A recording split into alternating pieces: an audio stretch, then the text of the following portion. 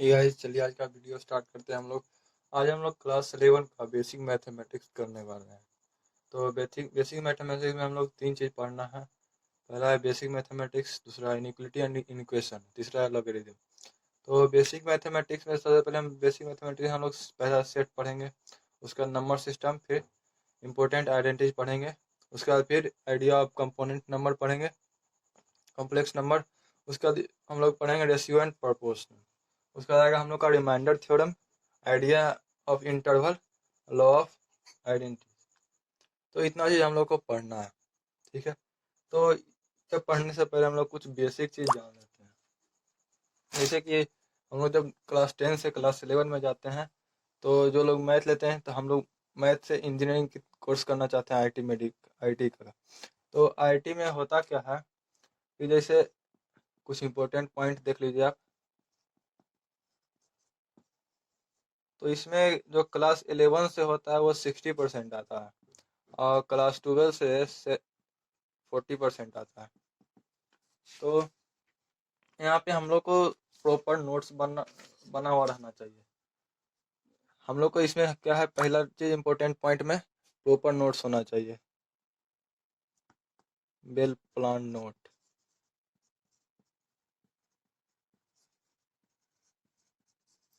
Notes रहने से आपको एक फायदा होगा कि जब आप रिवीजन करेंगे तो आपको कोई प्रॉब्लम नहीं होगा। और नोट्स भी मतलब उसमें टोटल टॉपिक इन्वॉल्व होना चाहिए, ऑल टॉपिक विथ क्वेश्चन, ठीक है। तो जिसे नोट्स हम लोग बनाते कैसे हैं, देखिए जैसे ये रजिस्टर है, ठीक है। तो हम लोग फर्स्ट टॉपिक बनाए, कुछ यहाँ पे लिखे। तो जब हम लोग का टॉपिक जब खत्म हो जाए तो उसके नीचे कम से कम 8 से 10 लाइन छोड़ दे, ताकि आगे हम लोग जब और कुछ पढ़े, हम लोग को इम्पोर्टेंट लगे, जब क्वेश्चन बनाए कि इसमें और कुछ ऐड करना चाहिए, तो हम लोग ऐड कर सके। फिर सेकेंड टॉपिक हम लोग स्टार्ट करेंगे, फिर 8-10 लाइन छोड़ देंगे खत्म होने पे। उसी तरीके से हम लोग थर्ड टॉपिक पढ़ेंगे, फिर कुछ लाइन छोड़ देंगे। फिर फोर्थ टॉपिक पढ़ेंगे, फिर कुछ लाइन छोड़ देंगे, ताकि हम लोग जब क्वेश्चन करें तो हम लोग को कुछ इंपॉर्टेंट चीज़ मिले वहाँ पे, तो हम लोग को वहाँ लिख सके, ठीक है। तो यहाँ पे हम लोग पहले थ्योरी करेंगे, उसके बाद फिर क्वेश्चन बनाएंगे, ठीक है। और उसके बाद फिर हम लोग 8-10 लाइन गैप कर देंगे हर एक टॉपिक के बाद। ये हम लोग सिस्टमेटिक ऑर्डर में बनाएंगे। उसके बाद ये हो गया हम लोग का पहला चीज़। उसके बाद दूसरा चीज़ हम लोग का आता है, बुक का सिलेक्शन कैसे करें। तो हाउ टू सेलेक्ट बुक,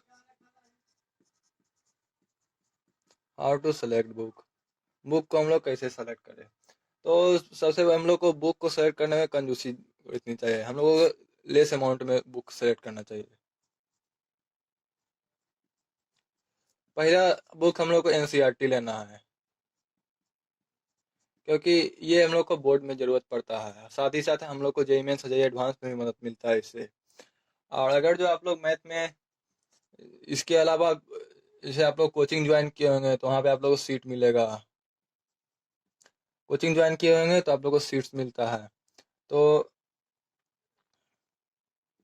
वो सीट हो गया, और उसके बाद फिर वहाँ पे आप लोग को नोट्स भी बना हुआ रहता है, नोट्स मिलता है, और कुछ डीवीपी मिलती है। तो जैसे आप कोचिंग अगर तो ज्वाइन किए हैं, तो आपको इतना सफिशियंट है आईटीएस बोर्ड के लिए। और जो इसके अलावा आपके पास टाइम बच रहा है, तो आप लोग बुक ले सकते हैं। तो मैथ के लिए सिंगेज लर्निंग सबसे अच्छा बुक है, सिंगेज लर्निंग। सिंगेज लर्निंग हो गया, या तो फिर आर डी शर्मा ऑब्जेक्टिव हो गया, आर डी शर्मा का ऑब्जेक्टिव। उसके बाद फिर एक बुक और आता है, कॉस्मिक लर्निंग। तो सिंगेज learning, R D Sharma, सिंगेज learning 4 volume में आता है, कॉस्मिक लर्निंग भी 4 वॉल्यूम में आता है। लेकिन आर डी शर्मा का 2 वॉल्यूम आता है, इसलिए इससे ज़्यादा बुक की जरूरत नहीं पड़ेगी आपको आई टी मेन जेईई और एडवांस के लिए। तो ये हम लोग कुछ इंपॉर्टेंट पॉइंट देख लिए। हम लोग चलते हैं कुछ बेसिक पॉइंट पे। तो इसमें आप लोग को प्रॉपर नोट्स बना हुआ ना चाहिए, और नोट्स नहीं है तो आप लोग को रिवीजन करने में बहुत प्रॉब्लम होगा। तो सबसे पहला पॉइंट था हम लोग का सेट। सेट किसे कहते हैं, तो हम लोग आइए देखते हैं सेट किसे कहते हैं। तो collection of well defined object, collection of well defined object, collection of well defined object को हम लोग सेट करते हैं।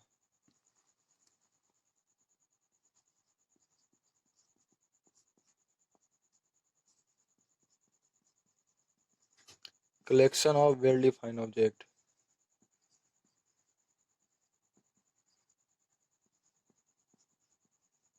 इसको हम लोग सेट करते हैं। तो जैसे एग्जांपल ले लीजिए, कोई सेट ए है, इसमें एलिमेंट है 1 3 5 7 9 11 13, इसके अंदर ये एलिमेंट है। तो हम लोग जब यहाँ पे 3 का निकालेंगे एलिमेंट, ये हम लोग का एलिमेंट का मेंबर हो गया 3, पहले तो एलिमेंट हो गया, और ये मेंबर ऑफ सेट हो गया, मेंबर ऑफ सेट। तो यहाँ पे हो जाएगा 3 बिलोंग्स टू ए, यानी कि 3 बिलोंग्स कर रहा है सेट ए से। तो इसको हम लोग लिखते हैं 3 बिलोंग्स टू सेट ए, ठीक है। और इसको हम लोग बोलेंगे 3 is the member of set A, 3 is the member of set ए। इसमें हम लोग को 4 अगर जो दे दिया, तो 4 doesn't belongs to set A, ठीक है। हम लोग निगेशन का साइन लगा देंगे। तो सेट हम लोग यहाँ, इसके बाद आता है सेट का टाइप। तो सेट 2 तरह का होता है। There are 2 types of set, there are 2 ways to write set. हम लोग सेट को 2 तरीके से लिखते हैं। पहला है रोस्टर फॉर्म,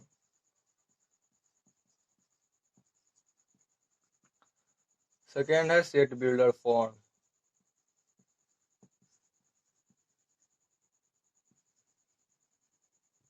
इसको हम लोग रूल फॉर्म भी कहते हैं,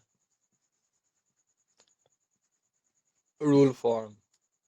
तो सेट को हम लोग 2 तरीके से लिखते हैं, पहला है रोस्टर फॉर्म, दूसरा है सेट बिल्डर फॉर्म। इसको हम लोग एक एक करके देखेंगे। तो सबसे पहले हेडिंग डाल लीजिए, रोस्टर फॉर्म किसे कहते हैं। तो सबसे पहला है रोस्टर फॉर्म। तो when all the element of set are the displaced in curly bracket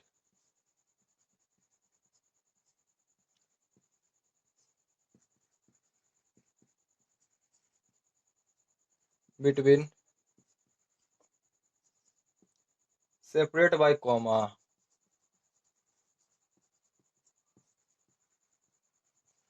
तो when all the element of set are displaced in curly bracket with separate by comma, और curly bracket के अंदर कोई भी element को comma से separate करके लिखते हैं, तो उसको हम लोग रोस्टर फॉर्म कहते हैं। इसे एग्जांपल के तौर पे ले लीजिए सेट ए, इसको हम लोग कर्ली ब्रैकेट के अंदर जैसे लिखे थे 1 3 5 7 9 11, ये कंटिन्यूसली चलता जाएगा। तो ये हम लोग का हो गया रोस्टर फॉर्म में। अब हम देखते हैं दूसरा नंबर हम लोग के पास है सेट बिल्डर फॉर्म। दूसरा है सेट बिल्डर फॉर्म। तो सेट बिल्डर फॉर्म में होता है कि जैसे कोई सेट ए है, इसको हम लोग लिखते हैं x such that x belongs to natural number x greater than less than 100। तो ये हमारा हो गया रोस्टर फॉर्म में। जब हम लोग इसी को हम लोग चेंज करेंगे, तो यहाँ पे सेट, इसको हम लोग सेट बिल्डर फॉर्म को रोस्टर फॉर्म में जब चेंज करते हैं, तो आता है 1 2 3 4 अप टू 97 98 99, क्योंकि लेस देन 100 है, इसलिए हम लोग 99 तक ही लिखेंगे। ये हो गया हमारा रोस्टर फॉर्म में चेंज करके। ये हो गया सेट बिल्डर फॉर्म में। अब इसी में हम लोग कुछ आगे पढ़ेंगे। तो आगे हम लोग क्वेश्चन देखते हैं इस पे। तो सबसे पहले हम लोग देखेंगे सेट बिल्डर फॉर्म पे क्वेश्चन, उसके बाद रोस्टर फॉर्म पे क्वेश्चन देखेंगे। जैसे क्वेश्चन है राइट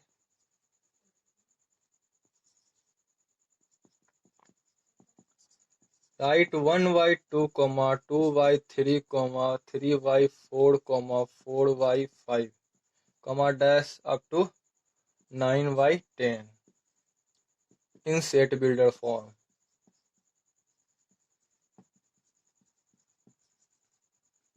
तो हम लोग को इसमें रोस्टर फॉर्म में दे दिया है, चेंज करना है सेट बिल्डर फॉर्म में। तो इसको चेंज कैसे करते हैं देखते हैं। तो सबसे पहले कर्ली ब्रैकेट में हम लोग लिख लेंगे 1y2 comma 2y3 comma 3y4 comma 4y5 up to 9y10।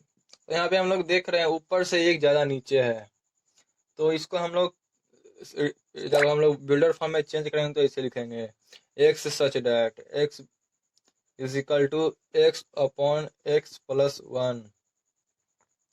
ये हमारा हो गया मेंबर ऑफ एनी नंबर, ये एक्स हो गया हमारा मेंबर ऑफ एनी नंबर। तो यहाँ पे हम लोग लिखेंगे फिर x belongs to natural number, x less than equal to 9। ये हमारा हो गया सेट बिल्डर फॉर्म में। हम लोग दूसरा क्वेश्चन देखेंगे कि हम लोग को बिल्डर फॉर्म में देके रोस्टर फॉर्म में चेंज करेंगे। तो क्वेश्चन नंबर 2 लिखिएगा, write set A is equal to x such that x belongs to integer x square greater than 20 in roster form.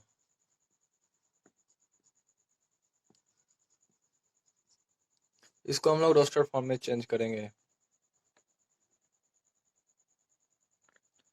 ठीक है। तो इसको रोस्टर फॉर्म में चेंज करते हैं। तो सबसे पहले हम लिख लेंगे set A is equal to x such that x belongs to Z x square less than 20। तो इसको जब हम लोग नंबर लाइन पे डालेंगे तो सबसे पहले हम लोग को यहाँ पे एक्स स्क्वायर को 20 से कम होना चाहिए। यहाँ पे एक्स जो हमारा है वो बिलोंग कर रहा है इंटीजर को। तो हम लोग सबसे पहले इसको एक्स स्क्वायर में -5 डाल लेंगे, तो -5 का स्क्वायर हो जाता है 25। ये नहीं होगा, उसके बाद -4 से होगा -4 -3 -2 -1 0 1 2 3 4 4 तक जाएगा। 5 का स्क्वायर 25 हो जाता है। तो यहाँ पे हम लोग लिखेंगे चेंज करके रोस्टर फॉर्म में। तो हम लोग लिखेंगे सबसे पहले -4 -3 -2 -1 0 1 2 3 4। ये हमारा रोस्टर फॉर्म में आ गया। अब क्वेश्चन नंबर 3, ये दो क्वेश्चन हम लोग कर लिए इसके ऊपर। एक क्वेश्चन आप लोग के लिए दे देते हैं।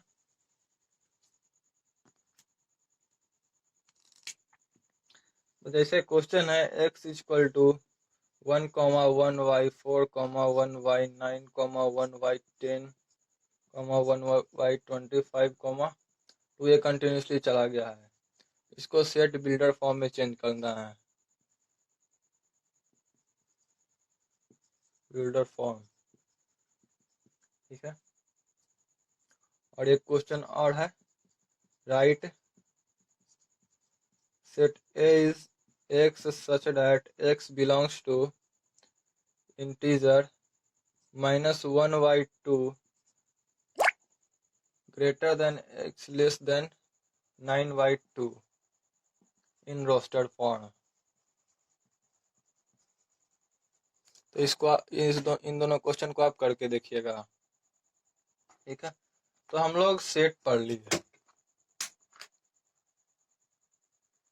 हम लोग का सेट हो गया। अब आगे हम लोग इसी में देखेंगे नंबर सिस्टम। तो ये दो क्वेश्चन आप लोग लिख लीजिए, हम लोग बढ़ रहे हैं नंबर सिस्टम की ओर।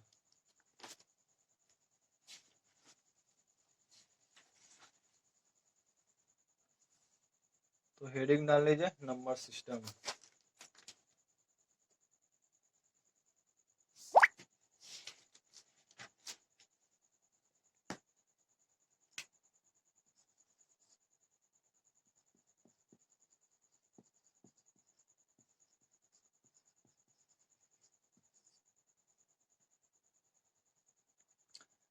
तो नंबर सिस्टम में सबसे पहले हम लोग देखेंगे नेचुरल नंबर।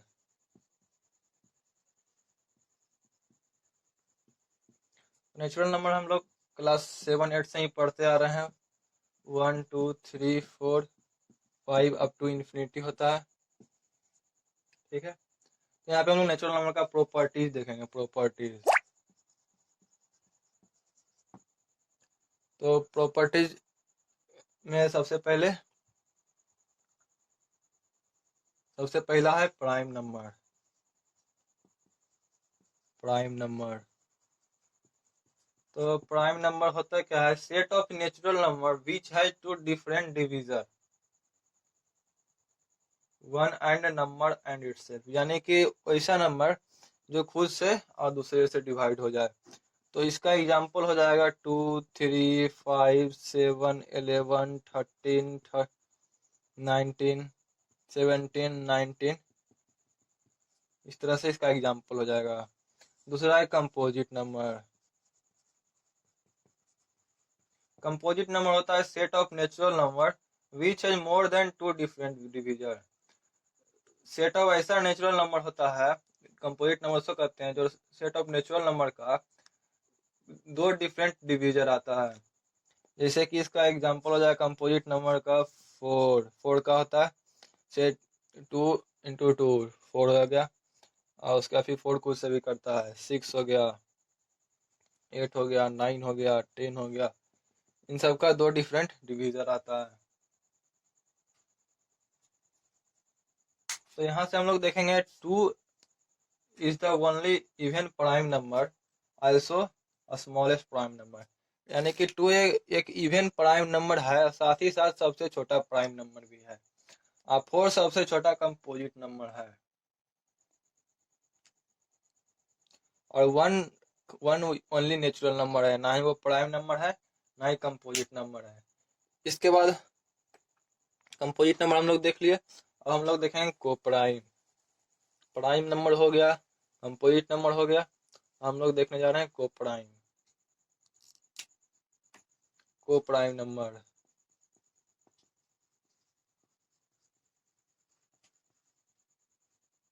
इसको हम लोग रिलेटिव प्राइम भी कहते हैं।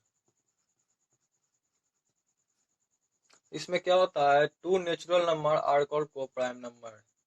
2 ऐसा नेचुरल नंबर जिसका एचसीएफ 1 आए उसको हम लोग को प्राइम नंबर कहते हैं। जैसे एग्जांपल में हो जाएगा 2, 3, 4, 9, 2, 9, 1, 3, 1, 4, इन सब का एचसीएफ करने पे 1 आता है। यानी कि 2 प्राइम नंबर हमेशा को प्राइम हो सकता है, लेकिन 2 को प्राइम नंबर प्राइम नंबर हो भी सकता है, नहीं भी हो सकता है।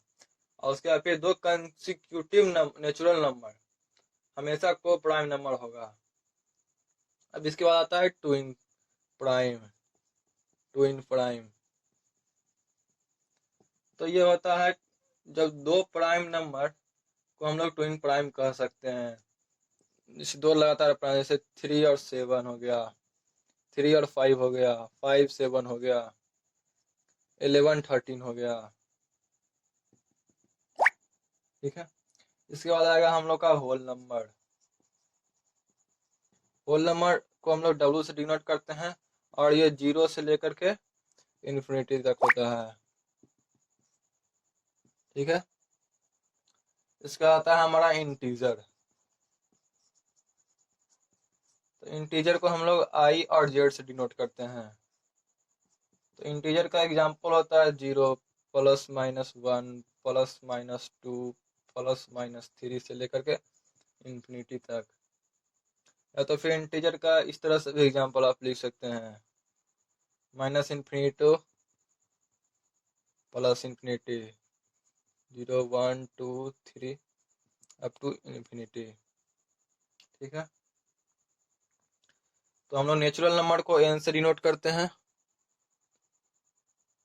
कंपोजिट नंबर को सी से, होल नंबर को डब्ल्यू से, को प्राइम को सी से, इंटीजर को आई से और जेड से।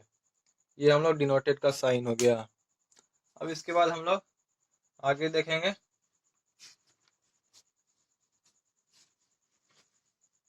नेक्स्ट लेक्चर में उसमें हम लोग पढ़ेंगे सेट के बारे में, types of set, set algebra, power set किसे कहते हैं, ये सब हम लोग नेक्स्ट लेक्चर में पढ़ेंगे। तो वीडियो को लाइक कर दीजिएगा, चैनल को सब्सक्राइब कर लीजिएगा, बेल आइकन पे क्लिक कर दीजिएगा ताकि आपको वीडियो डाले तो नोटिफिकेशन मिल सके।